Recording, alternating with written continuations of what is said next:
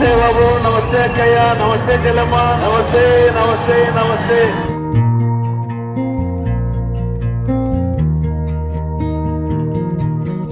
పాలకుడు అంటే ఎలా ఉండాలో ప్రజాస్వామ్య దేశంలో చేసి చూపించారు డాక్టర్ వైఎస్ రాజశేఖర రెడ్డి గారు. ప్రతి ఒక్క పేద విద్యార్థి గుండె చప్పుడు దివంగత డాక్టర్ వైఎస్ రాజశేఖర రెడ్డి గారు అనేది ధైర్యంగా చెప్పగలుగుతున్నాను. ఓ పక్కన అభివృద్ధిని, ఇంకో పక్కన సంక్షేమాన్ని, రెంటిని రెండు కళ్ళలాగా సైమల్టేనియస్గా ప్లాన్ చేసుకుంటూ ఈ రాష్ట్రంలో ఆంధ్రప్రదేశ్లో పుట్టడం మా అదృష్టం అని భావించేటట్టుగా పేద మధ్యతరగతి కుటుంబాలందరికీ సంక్షేమ కార్యక్రమాలని అందించారు. నేను చెప్తా ఉన్నా మీ ముందు ఆయన ఆరోగ్యశ్రీ అని ఒక పథకం తెచ్చిండు. ది బెస్ట్ స్కీమ్ అది. చరిత్ర ఉంది, చరిత్ర. ఇప్పుడు రాజశేఖర రెడ్డి గారు ఓ చరిత్ర ఉంది.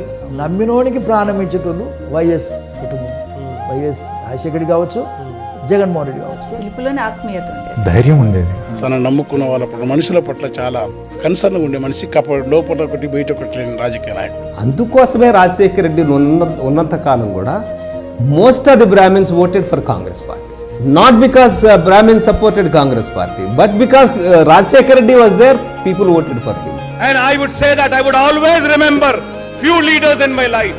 One is Vice Rajshekhar Reddy, and the other leader I would say, who I will never forget, I would say they are the friends of Muslims. ఇంతమంది జీవితాలను మార్చినటువంటి ఒక వ్యక్తి ఇంకా గనక బ్రతికి ఉంటే చాలా మంది జీవితాలలో వెలుగు నింపేవారు.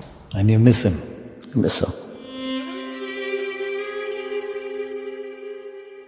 రాజకీయాలలో వచ్చినప్పుడు నానప్పుడు ఒక మాట అంటూ ఉండేవాడు, ఎన్నాళ్ళు బతికామన్నది కాదు ముఖ్యం, బ్రతికినంత కాలం మనం ఎలా బతికామన్నదే ముఖ్యము అని. ఆ మహానేత, ఆ దివంగత నేత, ఆ ప్రియతమ నాయకుడు రాజశేఖర రెడ్డి గారు చనిపోయిన తర్వాత కూడా ఏ రకంగా ప్రతి మనిషి హృదయంలో బతికే ఉన్నాడు, ప్రతి గుండె చప్పుడులో ఏ రకంగా బతికే ఉన్నాడు, అంతకన్నా గొప్ప పరిపాలన ఇచ్చేందుకు నేనున్నాను అని మీ అందరికీ కూడా ఖచ్చితంగా భరోసా ఇస్తూ చెప్తా ఉన్నా.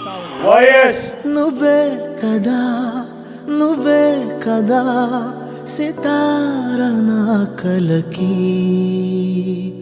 నాన్న నువ్వు నా ప్రాణం మనిన సరిపోదట మాట, నాన్న నీకై ప్రాణం ఇవ్వన ఇదిగో ఇది నా మాట, నిజాన్నిలా అనేదిలా ఇవాళ నీ ఎదుట.